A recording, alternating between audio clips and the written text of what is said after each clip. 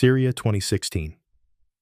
Sergeant Maria Rodriguez was the last remaining nurse in the bombed children's hospital. 6-year-old Yasmin lay bleeding, a gaping hole in her stomach. "Mama, Mama," she cried. Maria pressed her hand against Yasmin's wound for 4 hours straight, sang her lullabies, promised she would never leave her. But Yasmin died in Maria's arms. Her last words, "Are you my mama?" That night, Maria swore an oath. She would never lose another child. Not ever. Now 2024. Maria is a pediatric nurse at Detroit General Hospital. 12 years of perfect record. Never lost a patient. Until tonight, when she sees the wounds on 7-year-old Sophie Miller's body brought into the ER. These aren't car accident injuries. These are systematic torture marks, electrical burns, cigarette burns, just like the ones she'd seen in Syria. Sophie grabs Maria's hand. "Nurse lady, Daddy does really bad things to me, but you'll protect me, right? Just like a mama would." And in that moment, Maria's heart stops. Because Sophie's father is waiting in the hallway, and Maria knows that face all too well. Dr. Hassan al-Rashid, the war criminal who bombed children's hospitals in Syria. The man Maria thought she had killed. But now he's here, alive, and an American citizen. Hassan approaches Maria. "Hello, old friend." "Yes, I remember you very well. Sergeant Maria Rodriguez. You did so much for my family." He smiles. "Now, you're going to treat my daughter. Quietly, no questions asked. Because if you call the police..." He shows his phone. On the screen is a photo of Maria's 9-year-old daughter, Emma, leaving school. "Your daughter will be the next patient, and she won't be as lucky as Sophie." The thermometer drops from Maria's hand. Hassan continues, "But this is just the beginning. I have 12 more children here, all my special patients. You heal them, I re-educate them, just like I did in Syria. And you're going to help me, because you remember Yasmin every time, don't you?" He hands Maria a piece of paper. "These are the medications I need. From the hospital pharmacy. Tonight at 11. Otherwise, Emma won't be going to school tomorrow morning. And Sophie's story will end much worse, just like Yasmin's." Maria has two choices. Either help Hassan and become complicit in torturing 12 children, or risk her own daughter's life trying to save them all. But if she fails this time, she'll lose not just Yasmin's memory, but Emma too. And Hassan whispers, "This time you'll be the mama, Maria, and I'm going to make you watch how children die." The fluorescent lights in Detroit General's pediatric wing hummed like dying wasps. 11:47 p.m. Maria Rodriguez stood frozen outside room 314, Hassan's words echoing in her mind like artillery fire. 12 children, 12 innocent lives in his twisted web. And now he wanted her to be his accomplice. Through the window, she watched 7-year-old Sophie, sleeping fitfully, her small body wrapped in bandages that couldn't hide the systematic torture she'd endured. Sophie's breathing was shallow but steady, the same rhythm Maria remembered from another child in another place 8 years ago. Welcome to Human Stories. Before we continue this harrowing tale of impossible choices and hidden evil, tell me in the comments where you're watching from today. And if you believe stories about protecting the innocent deserve to be heard, hit that subscribe button. Because tonight, we're about to witness what happens when a mother's worst nightmare collides with a soldier's deepest trauma. Maria's hands trembled as she checked Sophie's IV line. The little girl stirred and opened her eyes, brown eyes that looked too old for her face, filled with the kind of fear that comes from knowing monsters are real. "Nurse Maria," Sophie whispered, "is my daddy still here?" The question hit Maria like shrapnel. She forced a smile and brushed Sophie's hair back gently. "No, sweetheart. He's gone for now." "Good." Sophie's relief was palpable. "He hurt me really bad this time. But you won't let him hurt me again, right? You're like the nice lady in my dreams who sings to me." Maria's throat tightened. Yasmin used to say the same thing. "I promise," Maria whispered, the words coming out before she could stop them. "I won't let anyone hurt you." But even as she said it, her phone buzzed with a text message from an unknown number. A photo of Emma walking out of Roosevelt Elementary, backpack bouncing, completely unaware of the man following 20 feet behind her. The next text was simple: "Pharmacy now." Maria looked back at Sophie, who had closed her eyes again, trusting and vulnerable. Then she looked at her phone, at her own daughter's innocent face on the screen. 2 children, 1 choice. She kissed Sophie's forehead and whispered, "I'll be right back." The hospital pharmacy was located in the basement, accessible only with Maria's security badge. She'd been down there hundreds of times to collect medications for her patients. Tonight felt different. Tonight, she was walking into her own personal hell. The list Hassan had given her was specific: propofol, ketamine, midazolam, anesthetics and sedatives, drugs that could make a child compliant, unconscious, unable to scream. Maria's military training kicked in as she scanned the pharmacy. 2 security cameras, both with blind spots she'd noticed during her years working here. The medication lockboxes required 2 key cards for controlled substances, but Maria had learned the override codes months ago when the night pharmacist had a medical emergency. Her fingers moved automatically. Muscle memory from 1,000 combat situations where hesitation meant death. But this time, hesitation might mean something worse than death. As she gathered the medications, her mind drifted back to Syria, 2016, the children's hospital in Aleppo, where she'd been stationed as part of a humanitarian mission. Flashback. The bombing had started at dawn. Maria had been checking on the pediatric ward when the first shell hit. She'd grabbed as many children as she could, carrying them to the basement shelter. But Yasmin had been trapped under debris, her small body broken, but her spirit still fighting. "Mama, where's my mama?" Yasmin had whispered in broken English, blood staining her lips. "I'm here," Maria had said, holding the child close. "I'm here, baby." "You're my American mama," Yasmin had smiled through her pain. "You came to save me."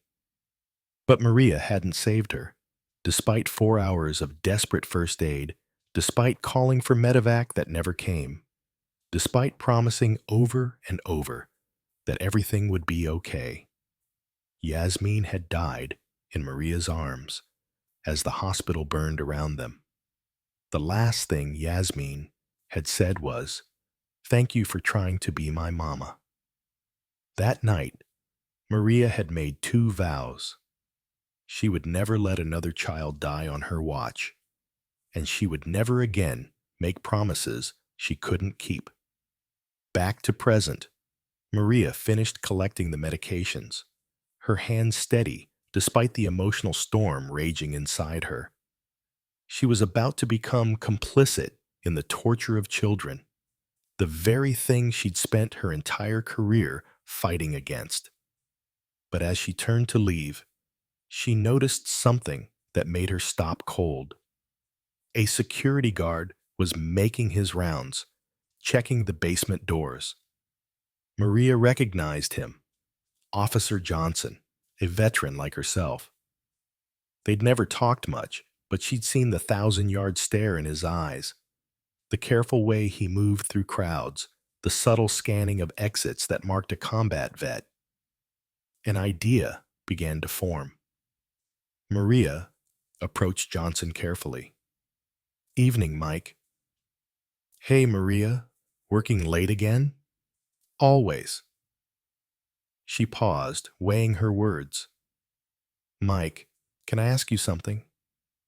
If you knew someone was hurting kids, really hurting them, but you couldn't go to the police because it would put other kids in danger, what would you do?" Johnson stopped walking and looked at her carefully. "That's a hell of a hypothetical question." "It's not hypothetical." His expression hardened. "How many kids?" "At least 12, maybe more." "And why can't you go to the cops?" Maria showed him the photo of Emma on her phone. "Because my daughter becomes target number 13. Johnson studied the picture, then looked back at Maria. "What kind of hurt are we talking about?" "The kind that leaves scars you can't see on an X-ray." "Who's doing it?" Maria hesitated. "Someone who's supposed to be dead." Johnson nodded slowly. "Sounds like unfinished business." "Mike, I can't ask you to—" "You're not asking. I'm volunteering." He checked his radio and turned it off. "What do you need?" For the first time since Hassan had walked back into her life, Maria felt a spark of hope. "I need you to watch Sophie Miller in room 314. Don't let anyone, except medical staff, near her. And Mike. The man who hurt her might come back tonight." "What does he look like?" "Middle Eastern, about 50, probably wearing a doctor's coat. He might claim to be her father." "Got it. What about you?" "I'm going to pay him a visit." Johnson handed her something from his security belt, a small device that looked like a pager. "Emergency beacon," he explained. "Press the button, and every cop in a 5-mile radius gets your location. Use it if things go sideways." Maria pocketed the device and headed back upstairs. She had the medications Hassan wanted, but she also had something he didn't expect: backup. Her phone buzzed again. Another photo of Emma, this one taken inside Maria's own apartment building. The message was clear: "We know where you live." But Maria was done being afraid. She'd spent 8 years running from the guilt of failing Yasmin. Tonight, she was going to face it head on. She took the elevator to the 5th floor, where Hassan said he'd be waiting in the empty conference room. The pediatric ward was quiet at this hour, most of the children sleeping peacefully, unaware that their safety hung in the balance. The conference room door was slightly open. Maria could see Hassan sitting at the far end of the table, still wearing his stolen doctor's coat. He looked older than she remembered, gray, threading through his hair, but his eyes held the same cold calculation that had haunted her dreams. "Punctual, as always, Sergeant Rodriguez," he said without looking up. "Did you bring what I asked for?" Maria stepped into the room and closed the door behind her. "I brought something." Hassan finally looked at her, and for a moment she saw surprise flicker across his face. "You look different, older, more tired. 8 years of guilt will do that to a person." "Guilt?" Hassan laughed. "You feel guilty about killing my men? About destroying my hospital?" "I feel guilty about not killing you." Hassan's expression darkened. "Careful, Sergeant. Your daughter's safety depends on your cooperation." "My daughter is safe." "Is she?" Hassan pulled out his phone and started to dial. Maria didn't let him finish. In one fluid motion, she lunged across the table and knocked the phone from his hands. Hassan tried to grab her wrist, but she twisted away and drove her elbow into his solar plexus. Hassan doubled over, gasping. You, you just signed your daughter's death warrant. No, Maria said calmly. I just ended yours. She showed him the emergency beacon Johnson had given her. This place is about to be crawling with cops. Every entrance, every exit. And guess what? I've got 8 years' worth of evidence about your activities in Syria. War crimes, Hassan. The kind that get you extradited to The Hague. Hassan straightened slowly, his face pale. You're bluffing. The same way you're bluffing about having people watching my daughter? See, I know you, Hassan. I studied you for months in Syria. You're a coward who hides behind children. If you really had the resources to kidnap American kids on American soil, you wouldn't be here begging me for medical supplies. Hassan's confident mask finally cracked. You don't understand what you're dealing with. I understand perfectly. You're a war criminal who got plastic surgery and a fake identity to hide in America. You've been hurting children because that's what gets you off. And you thought you could use my guilt to make me your accomplice. Maria pressed the beacon button. But here's what you didn't count on. I'm not the same broken soldier who let Yasmin die. I've spent 8 years learning how to save children instead of failing them. And tonight, I'm saving them from you. Hassan made one last desperate move, pulling a scalpel from his coat pocket. But Maria was ready. Years of hand-to-hand combat training took over. She caught his wrist, twisted until he dropped the blade, and pinned him face down on the conference table. This is for Yasmin, she whispered in his ear, and for Sophie, and for every child you've ever hurt. The sirens were getting closer. Within minutes, the conference room was full of police officers. Hassan was cuffed and read his rights while Maria gave her statement. She told them about Sophie, about the other children Hassan had mentioned, about the evidence she'd been collecting for years. Detective Sarah Chen, who took Maria's statement, looked impressed. You've been documenting this guy for 8 years? I always knew he wasn't really dead. I've been waiting for him to surface. And when he finally did, you were ready. I had to be. I made a promise to a little girl a long time ago. As the police led Hassan away, he looked back at Maria one last time. This isn't over. Yes, it is, Maria replied. You're never going to hurt another child. 3 hours later, Maria was back in room 314 checking on Sophie. The little girl was awake, having heard the commotion in the hallway. Nurse Maria? Was that my daddy they took away? Yes, sweetheart, and he's never coming back. Sophie's eyes filled with tears of relief. Really? I'm really safe? Really, I promise.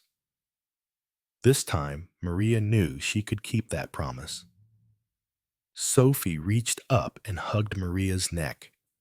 Thank you for being my mama tonight. Maria closed her eyes and thought of Yasmin. Maybe, finally, she could forgive herself. Over the next few days, the investigation uncovered Hassan's entire operation. 12 children were rescued from various locations around Detroit. All of them were placed in protective custody and given the medical and psychological care they needed. Sophie was adopted by a loving family who understood her trauma and were committed to helping her heal. Hassan was extradited to face war crimes charges in Syria, where he would spend the rest of his life in prison. And Maria? She kept working the night shift at Detroit General, watching over the children in her care with the vigilance of someone who understood that monsters were real, but also that sometimes the good guys really do win. Detective Chen visited her a week later. How are you holding up? Better, Maria said honestly. For the first time in 8 years, I feel like I actually saved someone. You saved 12 someones. 13, if you count your own daughter. 14, Maria corrected. I think I finally saved myself, too. That night, Maria called Emma to say goodnight, like she did every evening. But this time, when Emma said, "I love you, Mama," Maria felt worthy of those words.